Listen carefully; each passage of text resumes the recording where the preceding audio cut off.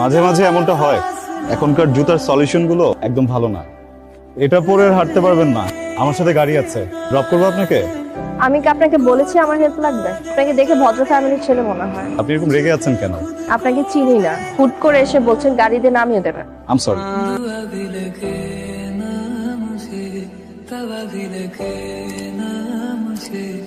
Late করলি? কি একটা অবস্থা শুরু হয়েছে অফিসে। কি হয়েছে? কে যেন এসেছে বসের রুমে, কোম্পানির 51% শেয়ারের মালিকের ছেলে নাকি। তো না এসে বলছি। প্রবলেম নাই, হ্যাঁ দেখছি আমি। এটা সুপার গ্লুতে ঠিক হবে না, এটা শেষ। মুচির কাছে যেতে পারেন, আপনি একটা কাজ করেন, আমার গাড়িতে গিয়ে ফাইলগুলো রেখে দেন। আবির।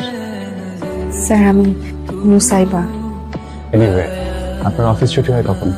স্যার 5টায়। 5টায়। সো মুসাইবা, 5টায় দেখা হচ্ছে। কিরে আগে থেকে চিনিস নাকি? উনি হচ্ছে আবির, নাসিমা মামের একমাত্র ছেলে।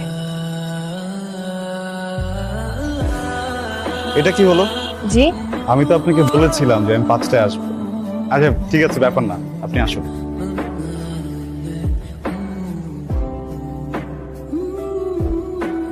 যতগুলো সাইজ অ্যাভেলেবল ছিল সব নিয়ে চলে এসেছে। সরি স্যার, আমার আসলে স্যান্ডেল দরকার নেই। আমি সবগুলো আপনার জন্য নিয়ে আসি, আপনি একটু দেখেন, আপনার পছন্দ হবে প্লিজ। সরি স্যার, আমি নিতে পারবো না। আজও আমি এতগুলো স্যান্ডেল দিয়ে কি করব? দিন দিন সবকিছুর দাম বেড়েই চলেছে, শেষ মেশে যে কোথায় গিয়ে দাঁড়াবে আল্লাহই জানে। তোমার কাছে টাকা আছে তাহলেই তুমি মানুষ। এই পৃথিবীতে তো আমরা এসেছি খুব অল্প সময়ের জন্য না, ডাল ভাত খেয়ে দুবেলা পার করতে পারলেই হলো। শেষ পর্যন্ত আমাকে জুতার ব্যবসায়ী বানিয়ে দেওয়া হলো। এখন রাস্তায় দাঁড়িয়ে লাভ স্টোরি পড়া আর মেয়েদের স্যান্ডেল বিক্রি করে আমার কাজ। নেবেন কম দামে? নিয়ে যান না, আরো অনেকগুলো কালেকশন আছে। এখানে কি করছো তুমি? ভাবছিলাম দাঁড়িয়ে দাঁড়িয়ে যে কি করব। গাড়ির উপর এগুলো কি? চপলের বার্থডে না আজকে, এই জন্য অনেকগুলো জুতা অর্ডার করছি। এগুলো তো মেয়ে মানুষের জুতা। বাহ। হারুন, জি ম্যাডাম। আগের এই ঘটনাটা কি একটু খুঁজে বের করতো। জি ম্যাডাম। কিরে ভেবে পড়ছিস? সত্যি সত্যি রাতে ঘুমাতে পারি না জানিস, যখনই চোখ বন্ধ করি তখনই চোখে পড়ে ছেঁড়া স্যান্ডেল। আন্টির কোনো বিজনেস পার্টনারের মেয়ে। একদম নর্মাল একটা মেয়ে।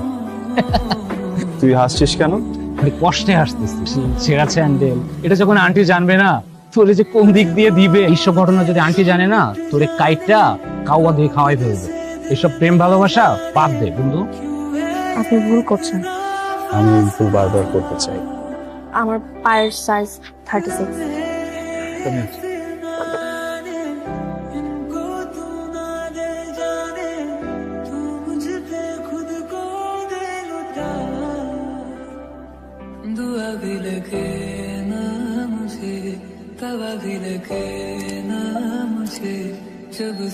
আবির স্যার কার্ড থেকে টাকা তুলে 20,000 টাকার স্যান্ডেল। কার জন্য কিনেছে? ম্যাডাম মেয়েটার নাম নুসাইবা, আর মেয়েটি একটা কোম্পানিতে রিসেপশনিস্টে চাকরি করে। কোন কোম্পানির?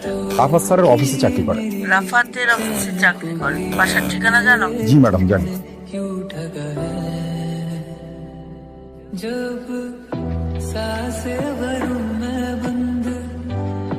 কি ব্যাপার মম, তুমি আমার রুমে কিছু বলবে? তোমার পাসপোর্ট এন্ড টিকিট। হঠাৎ করে টিকিট?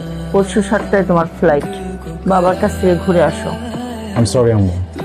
মায়ের মুখের উপর কথা বলতেও শিখে যাচ্ছ। 7টায় ফ্লাইট, সব গুছিয়ে রাখবে। দাঁড়ান। রাস্তাটা ছাড়ুন, আমার দেরি হয়ে যাচ্ছে। আমাকে আপনার পছন্দ না? মুসাইবা, আপনি কি জানেন আমি আপনাকে প্রচন্ড ভালোবাসি। ভালোবাসে বললেই ভালোবাসা হয়ে যায়? আমি খুব নিম্ন ঘরের একটা মেয়ে। আপনার সাথে আমার ভালোবাসা হয় না। আপনি কি আমাকে পছন্দ করেন?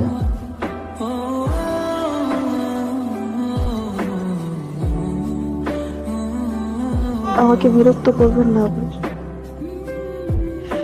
আমার আর আমার বাবার এই পৃথিবীতে কেউ নেই। আমরা অনেক অসহায়। আপনাদের মতো অনেক টাকা আমাদের নেই, আপনাদের মতো ক্ষমতা আমাদের নেই। আমার রাস্তাটা ছাড়ুন, আমার দেরি হয়ে যাচ্ছে।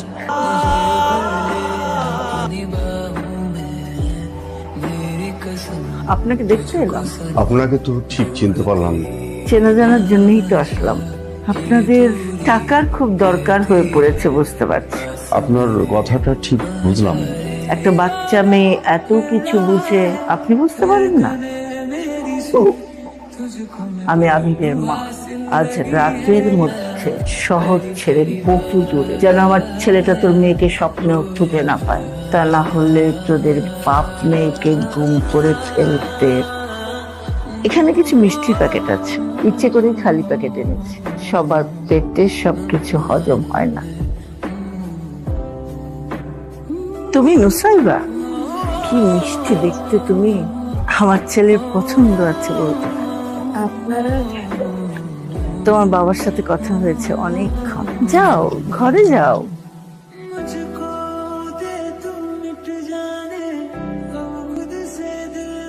কিছু মিষ্টির প্যাকেট দিয়ে গেছে, কিন্তু প্যাকেটগুলো খালি।